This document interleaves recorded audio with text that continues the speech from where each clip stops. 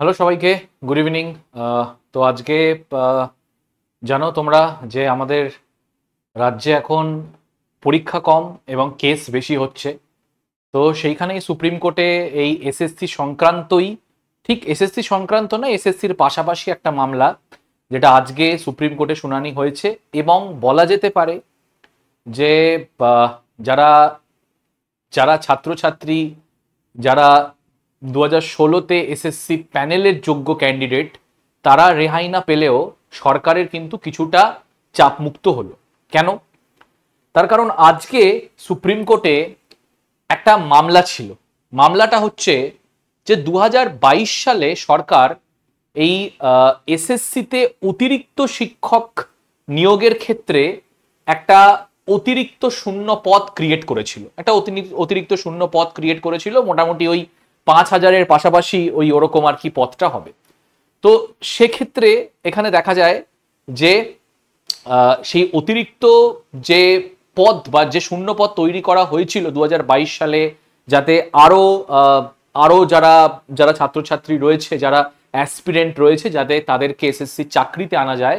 তো সেই মামলার ক্ষেত্রে আগে কলকাতা হাইকোর্ট স্পষ্ট রায় দিয়েছিল যে এই যে শূন্য পদ, এটা ক্রিয়েট করা ইল্লিগাল। এই শূন্য পদ কোথা থেকে এলো, এই শূন্য পদ কেন ক্রিয়েট করা হচ্ছে, এই শূন্য পদের কি রোস্টার ফলো করা হয়েছে। তো তার জন্য কিন্তু ক্যালকাটা হাইকোর্ট খুবই বলতে পারো একটা স্ট্রিক্ট রায় দিয়েছিল। সেটা কি? সেটা হচ্ছে এই মামলা, এই যে অতিরিক্ত শূন্য পদ ক্রিয়েট করা হয়েছে, যার অ্যাপ্রুভাল ক্যাবিনেট দিয়েছে, রাজ্যপালের সই আছে, তো এর এর একটা তদন্ত হবে, এর একটা কমপ্লিট কিন্তু এনকোয়ারি হবে। এনকোয়ারি করবে সিবিআই, এবং শুধু সিবিআই এনকোয়ারি করবে না, সিবিআই যদি চায় তাহলে যারা ক্যাবিনেটে, মন্ত্রিসভাতে যারা রাজ্যের মন্ত্রী আছে তাদেরকে জিজ্ঞাসাবাদও করতে পারে, তাদেরকে জিজ্ঞাসাবাদের জন্য কিন্তু সমনও পাঠাতে পারে।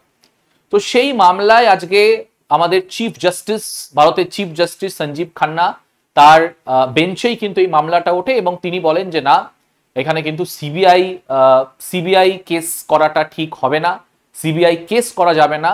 এবং তিনি এই সিবিআই কেস বাতিল করে দেন এবং এই যে অতিরিক্ত যে শূন্য পদ ক্রিয়েট করা হয়েছিল তার জন্য কোনো তদন্ত আপাতত হচ্ছে না, এটি কিন্তু পরিষ্কার করে জানিয়ে দেয়।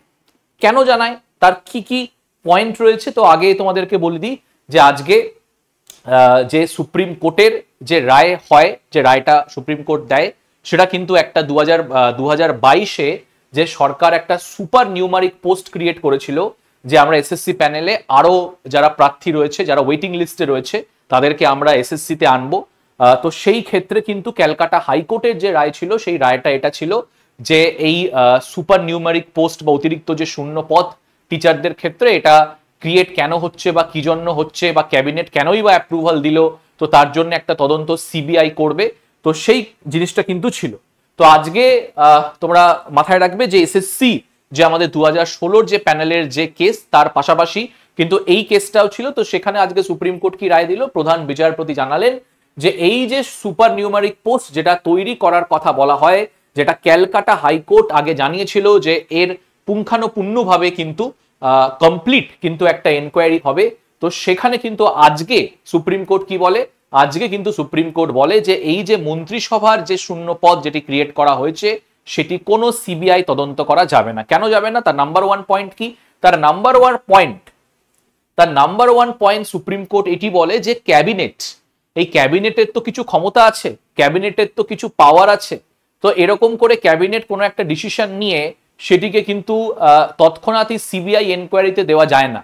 তো বেসিক্যালি বলতে গেলে যে সুপ্রিম কোর্ট হায়ার কোর্ট মানে লোয়ার কোর্টের যে রায়, সেটাকে কিন্তু স্কোয়াশ করে দিয়েছে এবং বলেছে যে হ্যাঁ, ক্যাবিনেটের ক্ষমতা আছে, ক্যাবিনেট চাইলে সুপার নিউমারিক পোস্ট বা অতিরিক্ত শূন্য পদ ক্রিয়েট করতেই পারে যারা ওয়েটিং লিস্টেড ক্যান্ডিডেট রয়েছে, এর মধ্যে কোনো ইলিগালিটি সুপ্রিম কোর্ট দেখছে না। দ্বিতীয় কি বলে? দ্বিতীয় বলে যে সিবিআই এনকোয়ারির কোনো প্রয়োজন নেই, কারণ সেই যে তথ্যটা মানে যেই সুপার নিউমারিক পোস্টের জন্য যে বিজ্ঞাপন দেওয়া হয়েছিল, তাতে কিন্তু পরিষ্কার করে বলা ছিল যে এই যে পদ, সেটা কিন্তু নির্ধারণ করবে পরবর্তীকালে হাইকোর্টের কি জাজমেন্ট আসে, হাইকোর্ট পরবর্তীকালে কি রায় দেয়। তাহলে সেক্ষেত্রে এটা কিন্তু করার কোনো রকমের প্রয়োজন নেই। এবং কেসটা যেহেতু একটা বিচারাধীন রয়েছে, সেই কেসটা যেহেতু হাইকোর্ট ইনভেস্টিগেশনের আন্ডারে রয়েছে, তাহলে সেক্ষেত্রে তো সিবিআই এনকোয়ারি করার কোনো দরকার নেই। এবং যেহেতু এই যে এই যে যেই পোস্টটা ক্রিয়েট করা হয়েছে এটা ক্যাবিনেট অ্যাপ্রুভ করেছে, ক্যাবিনেট তার জন্য পাবলিশ করেছে, ক্যাবিনেট সেখানে রোস্টার সাবমিট করেছে, রাজ্যপাল তাতে সই করেছে। তো সেখানে কিন্তু এই সিবিআই এর রোল কিছুই হতে পারে না, বা সিবিআই এর রোল আপাতত কিছু নেই। এটা কিন্তু হাইকোর্টেরই অধীনে রয়েছে। যতক্ষণ না হাইকোর্ট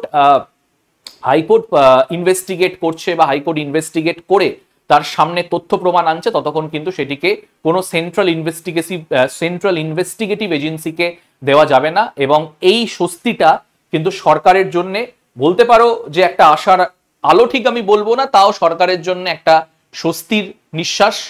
এবার সেক্ষেত্রে যারা এসএসসির যোগ্য ক্যান্ডিডেট তাদের কথা কি হবে, বা আমাদের যে সরকারি স্কুলগুলো রয়েছে যেখানে আগে 22 জন শিক্ষক ছিল, তার মধ্যে এখন শিক্ষকের সংখ্যা এতটাই কমে গেছে যে ক্লাস মানে student is to teacher ratio নেই।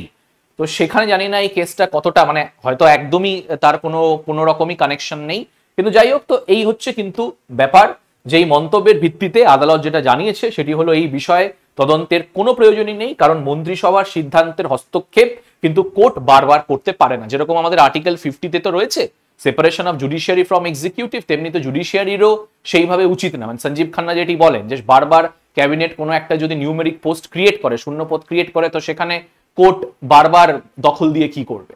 তো এই হচ্ছে কিন্তু বেসিক্যালি আমাদের ব্যাপার। তো আশা করি ছোট্ট একটা ইনফরমেশন দেওয়ার ছিল, ছোট্ট একটা তোমাদের জাস্ট বলার ছিল। তো এই হচ্ছে ব্যাপার। তো রাজ্যের স্বস্তি, তো দেখা যাক যে যারা যোগ্য ক্যান্ডিডেট, যারা এতদিন ধরে রাস্তায় রয়েছে ঝড় বাদল রোদ এড়িয়ে, তাদের দিকটা কে দেখে, বা আমাদের যে ছোট ছোট বাচ্চারা রয়েছে যারা বিভিন্ন বিদ্যালয়ে পড়াশোনা করছে তাদের দিকটা কে দেখে। চলো এই পর্যন্ত আমি রাখলাম, পরবর্তী আপডেটে অবশ্যই তোমাদেরকে আমি জানাবো। Thank you.